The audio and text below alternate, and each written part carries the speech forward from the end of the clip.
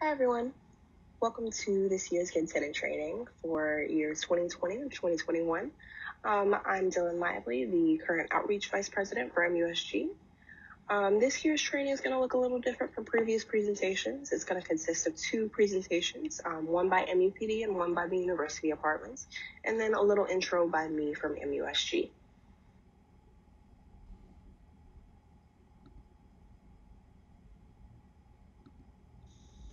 I understand that many of you are attending this training to receive the security deposit waiver. And in order to receive the waiver, you'll need to complete a leasing quiz, which is going to test your comprehension of this good tenant training presentation. So please fill out the Microsoft form following the presentation with your name and your Marquette email so we can get that to you, that leasing quiz. And that Microsoft form should be on MUSG's website, specifically on our page for Good Tenant. So once you fill out the form, you will receive an email with a link to the leasing quiz and receive credit for attending the training. Please contact me by email if you have any questions regarding Good Tenant training. And my email is here, so dylan.lively@marquette.edu.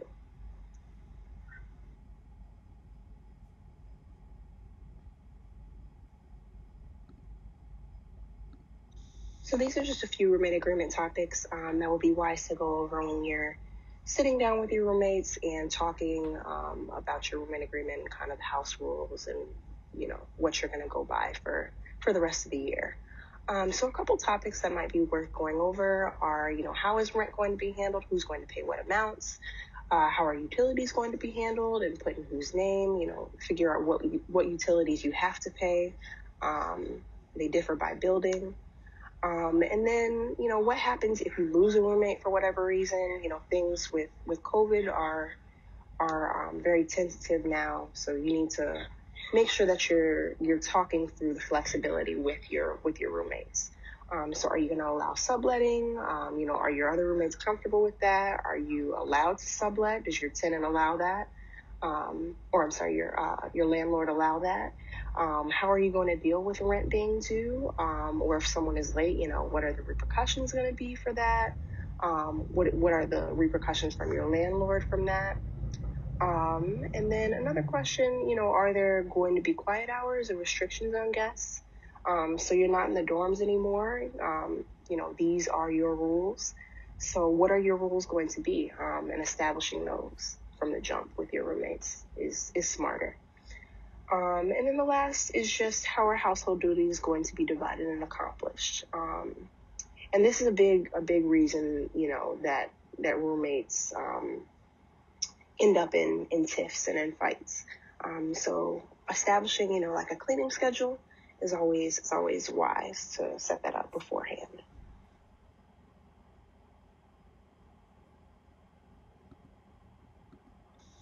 So a couple safety tips that would be wise to adopt while you're now living on your own, or just, locking your doors while you're in and out of your residence. So that's one of the biggest reasons that MEP is called why people are breaking in, are just people not having their doors locked.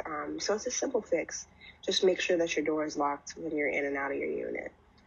Another thing is just not leaving your expensive items by windows. People going by, just looking in windows for, things that might be easy to grab. It's just an easy fix.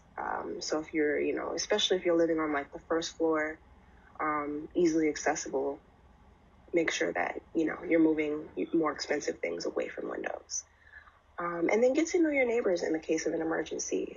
So this is a very useful tip, if you know who you're living by, it's just going to make your overall living situation a lot easier.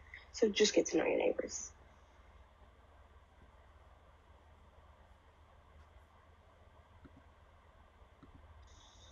So just going over some move-out procedures and things related to the security deposit. So floor cleaning is the number one reason, honestly, why security deposits are docked when you're moving out. So it's a really simple fix. Just make sure that, you don't have trash, that you are leaving the residence in the way that you found it. So just clear it of all trash, all of your property and things, just make sure that it's empty and clean. So leave your residence just, in a general respectable manner when you're moving out. So you are responsible for proper disposal, and work with your landlord to figure out proper disposal guidelines. So if you have, like a couch, not all residences are going to just allow you to dispose of your couch on the front lawn. So working with your landlord and figuring out, what are those guidelines and how do I adhere to them? So don't leave your property unattended while entering and leaving your building. Really easy to, just avoid having your property stolen. Just make sure that someone's watching it at all times when you're moving in and out. And then some things related to the security deposit return. So when you're signing your lease, when you're looking over your lease and reviewing it, check when you're doing this, what the rules are and the guidelines around your security deposit, and how you're able to get your security deposit back. So you're going to need to provide a forwarding address. So if you live with roommates, you'll need to agree on one address. And you can be billed for more than the security deposit on file. So, if there's extra damage that goes beyond that security deposit, you can be billed for that, most definitely. And definitely check your lease. Make sure you have a copy of your lease after you sign it. Make sure you're reviewing your lease thoroughly, because those are the rules and the guidelines you're going to have to live under for the next year.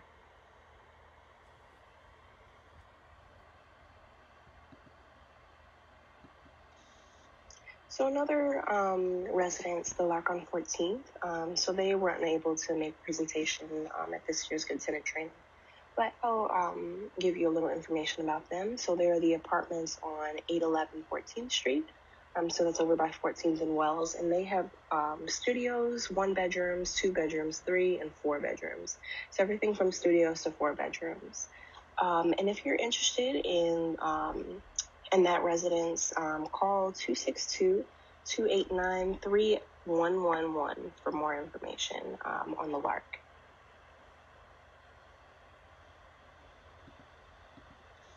So that wraps up my portion of the Good Tenant training. So this will be followed by MUPD's presentation and the University Apartments presentation for Good Tenant. And if you have any questions at all about anything related to Good Tenant, please contact me. I'm reachable through email. So again, I'm Dylan Lively, I'm USG's Outreach VP. So contact me here at dylan.lively@marquette.edu. And I will be more than happy to answer any of your questions. Okay, thank you. Hello, and welcome to the Good Tenant training. My name is Police Officer Tom Wickers with Marquette University Police Department. Today I'm going to be talking to you about some things to look for while searching for off-campus housing, and some tips for house safety when you do move out, and then just some services that we offer to you when you do move out.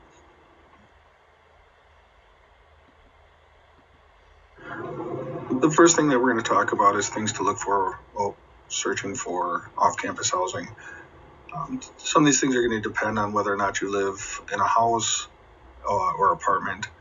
So the first thing we're going to talk about is lighting. So you want to make sure that all the lights, both interior and exterior lights, are in good working order. And if there are not lights there that create a lot of dark spots, you might want to talk to your landlords about maybe adding additional lighting. We talk about landscaping. We want to avoid too much shrubs, trees, things like that could obscure your view. So making sure that some of those things are properly cut back, trees cut high and bushes cut low, so that you have good line of sight and where people cannot obscure themselves behind the bushes and trees and things like that. If you live in apartment buildings in particular, the common areas, you want to make sure that only individuals that live in that building have access to it. I'm going to make sure that there's not places for some individuals to, find their way in and hide. And we also want to look at door systems. You want to make sure that you have good quality doors and door locks, and that they're in good working condition. If that's an issue, you want to talk to your landlords right away and address those issues. Same thing with windows. You want to make sure that the windows have all their necessary parts, screens, glass, and make sure that they're in working order and that you're able to secure them in some way. Garages and storage areas, again, you want to make sure that access is limited to you or your roommates or people that belong in those areas, and that again, that those also properly secure to keep your items safe. Fire extinguishers and smoke detectors, you want to take a look and make sure that they're there and that they're in all the locations they need to be in and that they're in proper working order.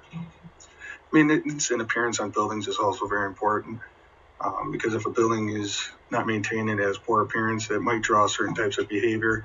So you want to take a look at that. And if there's issues that come up while you are residing in those buildings or houses, you want to talk to the landlords right away and get those things addressed.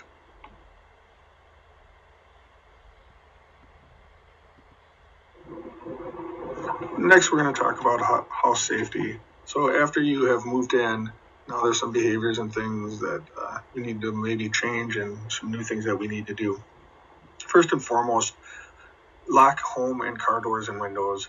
Even if you're home, there's a lot of pedestrian traffic walking through the area, and so it's best to make sure that door is secured, and make sure you're communicating with your roommates, especially if you have several of them, to make sure that whoever's leaving last, or all the comings and goings, you want to make sure that the door stays secured, and also locking your doors.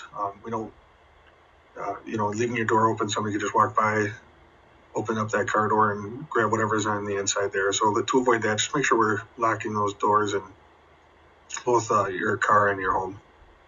At night, leave an outside light on at night. It could be something as simple as that. It could be a deterrent to push somebody to the next house that, if they're looking to get in, they want to avoid light because it obviously can help people to identify them. So you want to just make sure you keep a light on at night. And if you have an intruder, call MUPD immediately. Even if you come home and you think somebody might be in the house, don't go to the house. Contact MUPD, and we will come in and clear the house for you, make sure that everything's okay. Do your best to keep valuables out of plain sight. If you don't have window coverings, curtains, things like that, try to avoid having them where somebody can, as they walk by, somebody could see inside and see what things that you might have in the house because they may plan to come back later. Secure window air conditioners. So if you have a window air conditioner, you want to make sure that that's properly secured for a number of reasons. Obviously, if it's not properly secured, someone can easily remove it. They could remove it and gain entry to the house, or it just could be a safety issue. You don't want anybody to get injured walking past and having something fall out of the window and injure somebody. Don't let strangers in your home, especially if you're having large gatherings. Make sure you have somebody in the house that's keeping an eye who's coming in and out of your home. Don't sleep with candles lit for obvious reasons. If you fall asleep, something may happen, and you might not wake up in time. And just to avoid that, just make sure you're not having any candles lit at night. Don't overload electrical outlets. In particular, some of these older homes, they just don't have the capacity, and so just make sure that you're spreading out your electrical items, and have a conversation with your landlord about capabilities of the house, so you're familiar with that.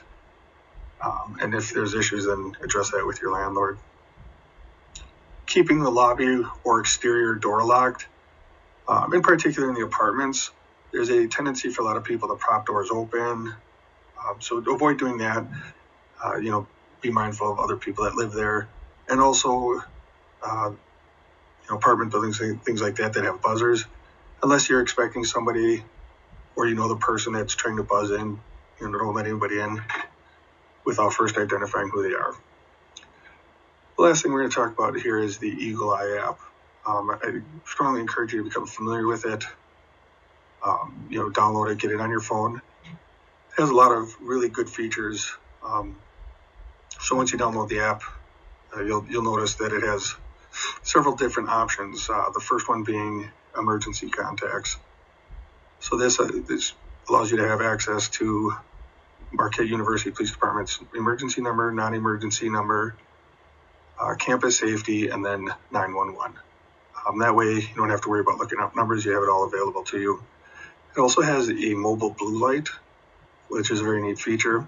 So as long as you're in the campus area and you have your location services turned on, you can activate that blue light and contact MUPD that way, and our dispatchers will know your location. There's also a friend walk feature, which allows you to monitor your friends. So if they're going from one location to the other, you can track them to make sure that they get to where they need to safely. After that, there's just a lot of resources on the app, both about our department and the university. There's maps, social media sites for our department. There's phone numbers for different resources throughout the university, like the counseling center or the medical clinic. So I strongly encourage you to have that. If you're not going to download the app, at least at a minimum, make sure you have all of our phone numbers saved into your phone.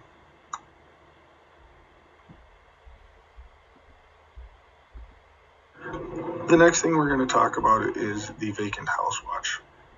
What the Vacant House Watch is, during the academic breaks, MUPD offers this program to students residing in near off-campus neighborhoods. Students can register their residence with MUPD before leaving campus for spring or winter break. During break, officers monitor vacant residents during their routine patrols of the neighborhood. MUPD can monitor houses. We cannot monitor apartments. Also, another service that we provide is we do a security survey. So when you move into your residence, if you want us to come take a look and to make sure that some of the things that we talked about earlier, like doors, locks, windows, lighting, things like that, are appropriate and in good working condition, we can do an evaluation for you. And in order to register for the Vacant House Watch, you could go to our website, as you can see here. And you can also send us an email through that if you have any other questions or issues in the future. Thank you for taking the time to listen. Have a good day.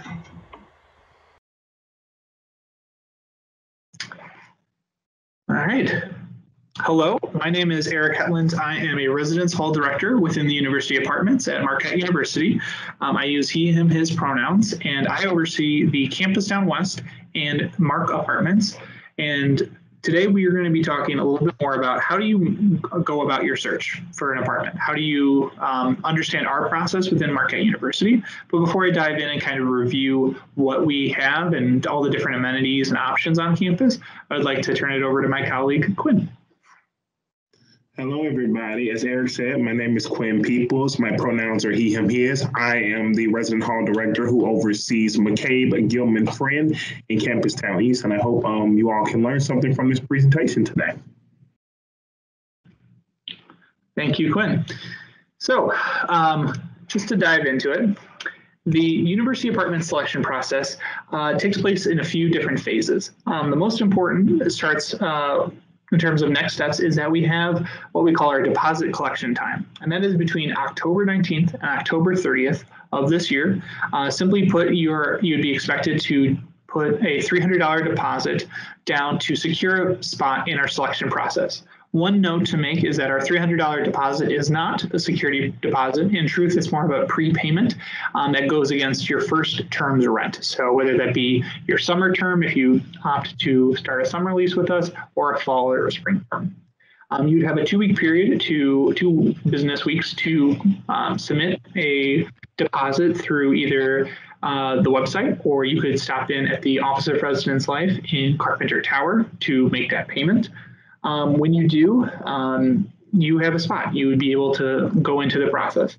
From there, you would then, between November 6th and November 9th, you would be, find out what time your random selection time will be. And that will lead us into November 9th. So on November 9th, between approximately 4 and 9 p.m., you will have been identified what your random time is to log into the system on checkmark, see what is still available at that time. As I'm sure you can imagine, we our current tenants who intend to stay, maybe they want to switch to a different building, and then from there we understand what is available for our new tenants. And so during that time, you would select your preferred space, depending on what kind of unit style you're looking for and how many roommates you're interested in having. One last note is at the very end of the night of the 9th, right around 9 p.m., that is when anyone who doesn't have a roommate in mind is able to randomly select kind of one-off spaces at the Mark in particular. And I'll get more into the specifics of how that works. Finally, if you go through the selection process and your first, second, or third choice perhaps wasn't available, you can still submit what we call a waiting list application, and that will hold yourself in a certain line, and then our office staff will work through our process to say, you know what, actually something popped up, would you like it? And we give people a period of time to accept or decline. So moving along, to review our buildings, we have a few different properties.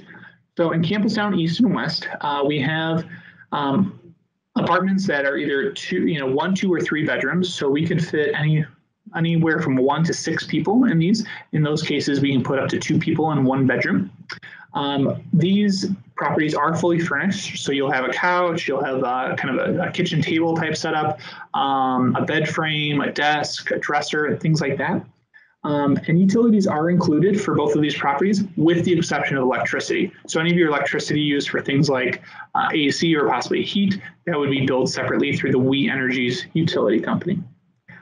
Please note that in East, you actually have the option of a studio as well as a 1, 2, or 3 bedroom apartment. Moving along, we also have McCabe, Gilman, and Friend. McCabe only has studio and 1 bedroom apartments available. So you could, in fact, choose it for yourself or in some cases add a roommate if you're choosing the 1 bedroom apartment. These are partially furnished. It doesn't have the same extent of furniture items. I would recommend checking out the University Apartments website for much more specifics on what all is included in each of those spaces. However, please note that McCabe, actually, your electricity is included. So there will be no separate charge for your electricity. All of your costs are built into your rent charge. The Friend apartments can fit anywhere between 2 and 6 people in either a 2 or a 3 bedroom apartment. You'll notice on our rates sheet, like what the rent is for each of these apartments. Friend as well as Gilman tend to be some of our most affordable options, largely because of the fact that they're unfurnished and very much kind of as is. So that's something to keep in mind. And then finally, our Gilman apartments are smaller spaces that can only fit 1 person and again are unfurnished. Finally, we have the Mark apartments, which is our largest property among the University Apartments setup.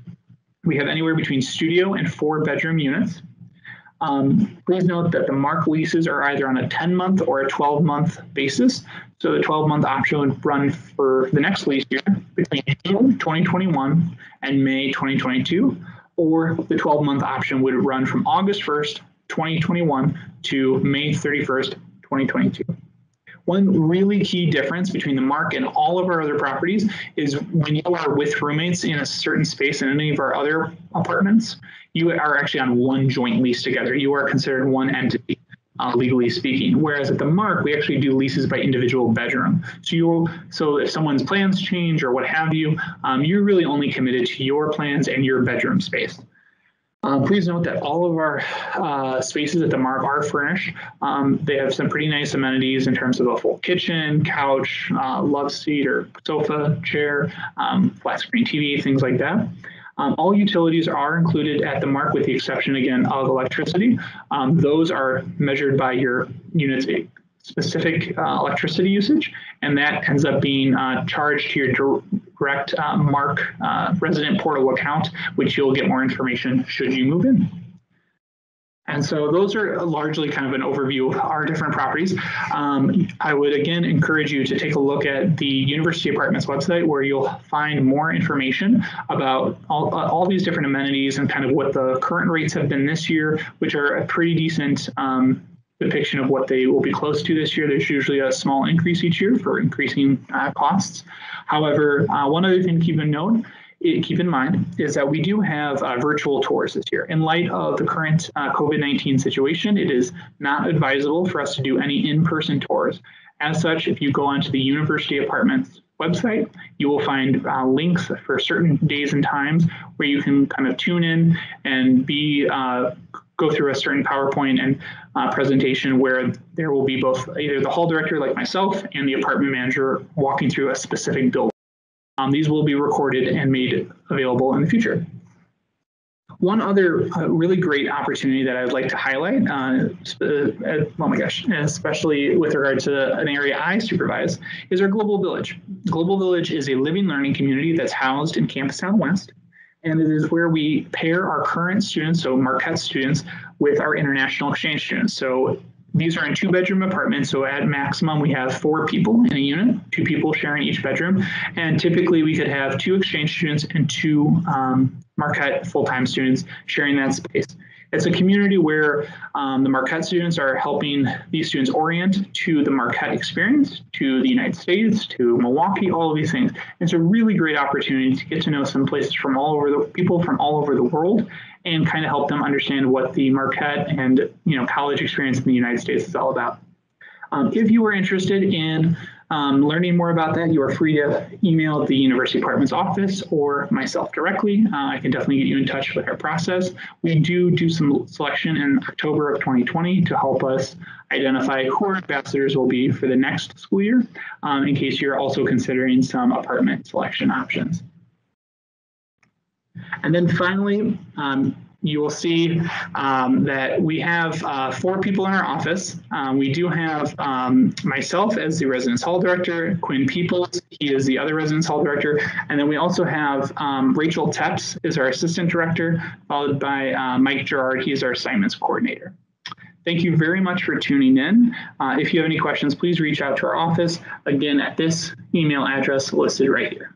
Actually, our email is changing very soon, so it will actually be apartments@marquette.edu. So right now I would say just email both addresses, and so because we don't know when that change is going to happen, you just want to make sure that your email or question does not get lost.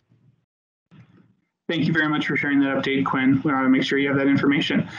Please note that if you are a current sophomore, you'll be emailed all of this information about our process directly from the University Apartments website and email address. Thank you very much for your time.